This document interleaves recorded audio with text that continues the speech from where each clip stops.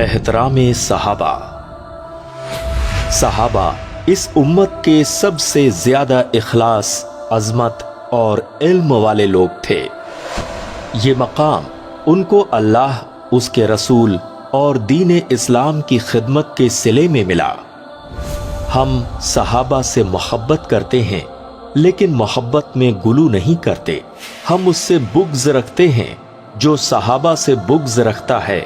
हम उन्हें खैर के साथ याद करते हैं। उनकी मोहब्बत को ऐन, दीन, ईमान और एहसान समझते हैं, जबकि उनसे बुग़्ज़ को कुफ्र, निफाक और सरकशी समझते हैं।